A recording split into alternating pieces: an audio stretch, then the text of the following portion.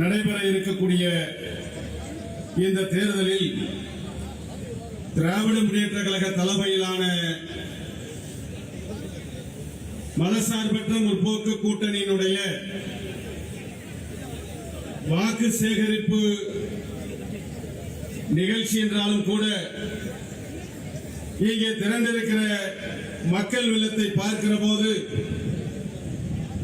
இது 2026 சட்டமன்ற தேர்தலிலே வெற்றி பெற்று மாண்புமிகு முத்துவேல் கருணாநிதி ஸ்டாலின் அவர்கள் மீண்டும் முதலமைச்சராக வெற்றி பெற்றுவிட்டார் என்பதை பறைசாற்றக்கூடிய ஒரு மகத்தான வெற்றி விழாவாக கொங்கு மண்டலத்திலே இந்த விழாவானது நடைபெற்றுக் கொண்டிருக்கிறது.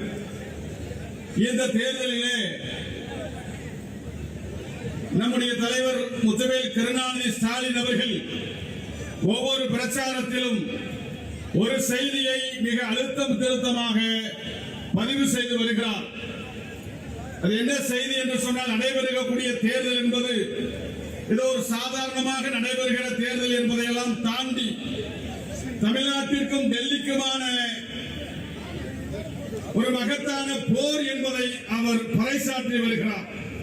அதற்கு என்ன பொருள்? மீண்டும் திராவிடத்திற்கும் ஆரியத்திற்கும் நடைபெறுகிற போர் என்பதாக அதனுடைய சாராம்சம் இருக்கிறது. எதனால் அவர் அப்படி பறைசாற்றி வருகிறார் என்று சொன்னால், இந்தியாவிலேயே தன்னுடைய ஆரிய சித்தாந்தத்தை, தன்னுடைய அந்த இந்துத்துவ சித்தாந்தத்தை நடைமுறைப்படுத்த முடியாமல் தடுமாறி வருகிற மாநிலமாக தமிழ்நாடு நின்று கொண்டிருக்கிறது. அதற்கு அடிப்படை காரணம் தமிழ்நாடு அண்ணாவால், பெரியாரால், கலைஞரவர்களால் பதப்படுத்தப்பட்ட பூமியாக இருக்கிறது. அது ஒரு படிக்கு மேலே போய் இந்தியாவிற்கே வழிகாட்டக்கூடிய மாநிலமாக இருக்கிறது. ஆரியத்தை எவ்வாறு எதிர்கொள்ள வேண்டும்? ஒரு மாநில கட்சி, அந்த மாநில மக்களை நேசிக்கிற கட்சி, எதற்காக ஆரியத்தை வீழ்த்த வேண்டும் என்பதையெல்லாம் நடைபெறுகிற நம்முடைய தமிழ்நாட்டினுடைய திராவிட மாடல் அரசு ஒவ்வொரு முறையும் அதை நிரூபித்துக் கொண்டிருக்கிறது. இங்கே தமிழ்நாட்டிலே கால்வதிக்க மீண்டும் தமிழகத்தை அல்லது இந்தியாவை பின்னோக்கி இழுத்துச் செல்லுகிற வழிமுறைகளை எல்லாம் டெல்லியிலே இருக்கிற பாரதிய ஜனதா கட்சி தலைமையிலான கூட்டணி ஒவ்வொரு முறையும் முயற்சித்துக் கொண்டிருக்கிறது. ஆனால் எந்த நிலையிலும் தமிழ்நாட்டிலே பாரதிய ஜனதா கட்சி வெல்ல முடியாமல் போவதற்கு காரணம் கடந்த திராவிட மாடலினுடைய ஆட்சியும் திராவிட மாடலுடைய சித்தாந்தமும் நம்மை வழிநடத்திக் கொண்டிருக்கிறது. எனவேதான் வரக்கூடிய இந்த 2026 தேர்தல் என்பது டெல்லிக்கும் தமிழகத்திற்குமான ஒரு போராக அறிவிக்கப்பட்டிருக்கிறது. எனவேதான் என் அன்பார்ந்த வாக்காளர் பெருங்குடி மக்களே, இங்கே தமிழ்நாட்டில் ஒரு மகத்தான ஆட்சியை கடந்த 5 ஆண்டு காலம் முத்துவேல் கருணாநிதி அவர்கள் தலைமை, ஸ்டாலின் அவர்களுடைய தலைமையிலான திராவிட மாடல் அரசு இந்தியாவிலேயே ஒரு வழிகாட்டுகிற அரசாக இருந்து கொண்டிருக்கிறது. சமூக நீதியை, சமத்துவத்தை, திராவிட சித்தாந்தத்தை நடைமுறைப்படுத்துகிற ஒரு மகத்தான பேரரசாக இருக்கிற நம்முடைய திராவிட முன்னேற்ற கழக தலைமையிலான அரசு மகத்தான சாதனைகளை செய்து கொண்டிருக்கிறது. இன்னும் ஒரு குறிப்பிட்ட ஒரு சில செய்திகளை மாத்திரம் சொல்ல கடமைப்பட்டிருக்கிறேன். இங்கே நம்முடைய தலைவர் ஸ்டாலின் அவர்கள் தமிழ்நாட்டிலே எண்ணற்ற நலத்திட்டங்களை நடைமுறைப்படுத்தி வருகிறார். அதில் மிக முத்தாய்ப்பாக கல்வியிலே அதிக கவனத்தை செலுத்தி வருகிறார். பெண்கள் முன்னேற்றத்தை அதிகமாக நேசித்து பெண்கள் முன்னேறுவதற்கான நலத்திட்டங்களை நடைமுறைப்படுத்தி வருகிறார். ஒடுக்கப்பட்ட மக்கள், பட்டியலின மக்கள் தலைநிமிர்வதற்கான எண்ணற்ற திட்டங்களை நடைமுறைப்படுத்தி வருகிறார். இப்படி எல்லோருக்குமான அரசாக, விளிம்பு நிலை மக்களுக்கான அரசாக, வாய்ப்பு மறுக்கப்பட்டவர்களுக்கான அரசாக இன்றைக்கு திராவிட மாடல் அரசு, நம்முடைய தலைவர் முத்துவேல் கருணாநிதி ஸ்டாலின் அரசு நின்று கொண்டிருக்கிறது. மும்மொழி கொள்கையை நடைமுறைப்படுத்தினால்தான் கல்விக்கான நிதியை ஒதுக்குவோம் என்று சொல்லி தமிழ்நாட்டினுடைய மாணவர்களுடைய கல்வியிலே நிதியை தராமல் தரமறுத்து மும்மொழி கொள்கை என்கின்ற பெயரிலே இந்தியை திணிக்க தொடர்ச்சியாக முயற்சியை மத்தியிலே ஆளுகிற பிஜேபி அரசு மேற்கொண்டு வருகிறது. மும்மொழி கொள்கை நடைமுறைப்படுத்தப்பட்டால் எப்படி தம்முடைய தாய்மொழியான அந்தந்த மாநிலத்துடைய தாய்மொழி செத்து மடிந்தது என்பதற்கு மும்மொழி திட்டங்கள் நடைமுறைப்படுத்தப்பட்ட பல மாநிலங்கள் நமக்கு உதாரணமாக இருக்கிறது. அப்படித்தான் மும்மொழி கொள்கை என்கின்ற முறையிலே தமிழ்நாட்டில் தமிழை அழிக்க தொடர்ச்சியாக பாரதிய ஜனதா கட்சி அரசு முயற்சிக்கிறது.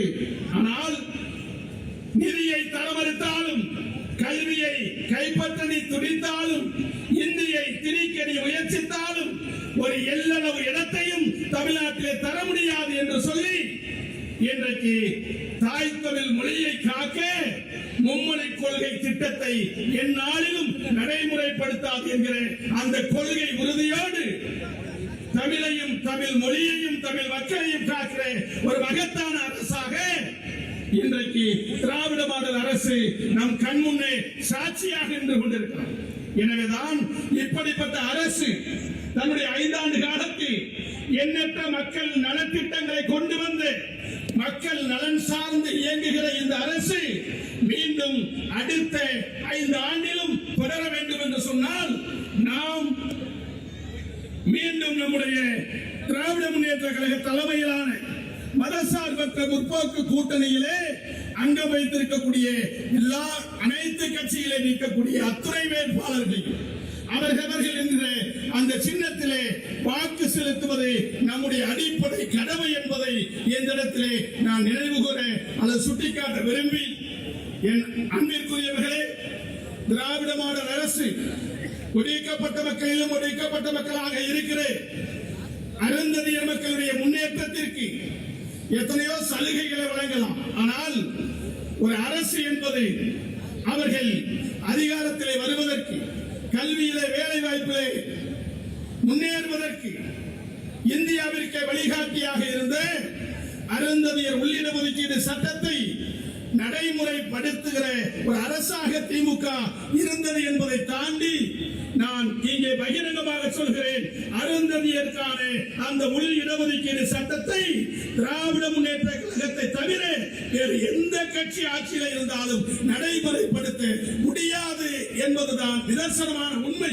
ஏனென்று சொன்னால் இன்றைக்கு தமிழ்நாட்டிலேயே இந்தியாவிலேயே சமூக நீதியை பாதுகாக்கிற ஒரு அரசாக, சமூக நீதியை பாதுகாக்கிற ஒரு கட்சியாக நின்று கொண்டிருப்பது திராவிட முன்னேற்ற கழகமும் திராவிட மாடல் அரசும் என்பது முத்தாய்ப்பான ஒன்று.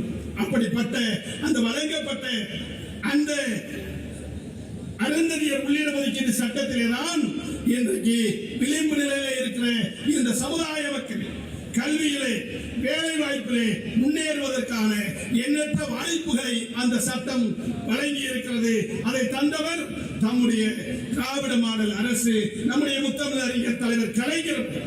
இப்படி எண்ணற்ற ஒடுக்கப்பட்ட மக்களுக்கான அரசாக இருக்கிற இந்த அரசினுடைய சாதனைகள் தொடர வேண்டும் என்று சொன்னால் வர இருக்கக்கூடிய சட்டமன்ற தேர்தலிலே திராவிட முன்னேற்ற கழக தலைமையிலான அந்த கூட்டணிக்கு நாம் மகத்தான ஆதரவை தருவது என்பது நம்முடைய ஜனநாயக கடமை என்பதை விட இங்கே விளங்க துடிக்கிற சமூக நீதியை பாதுகாக்க வேண்டும் என்று சொன்னார்.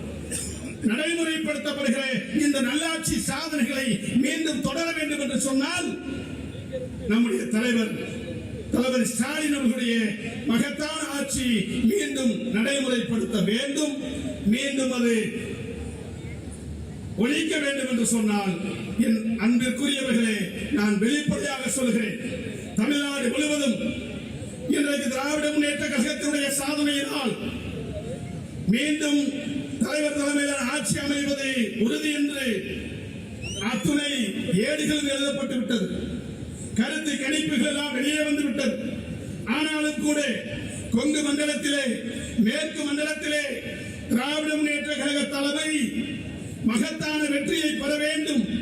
அதற்காக மேற்கு மண்டலத்திலே பொறுப்பாளராக இருக்கிற மாணவிக அண்ணன் செந்தில் பாலாஜி அவர்கள் கொங்கு மண்டலத்தை கைப்பற்ற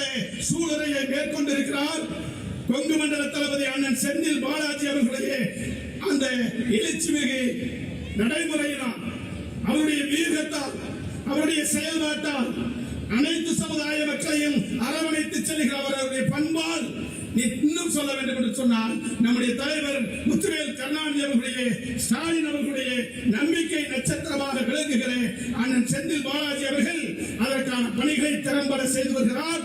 கொங்கு மண்டலத்திலே மட்டுமல்ல, தமிழ்நாட்டில் மகத்தான வெற்றியை பெற்று மீண்டும் நம்முடைய தலைவர் முத்துவேல் கருணாநிதி ஸ்டாலின் அவர்கள் முதலமைச்சராக பதவி ஏற்பார்.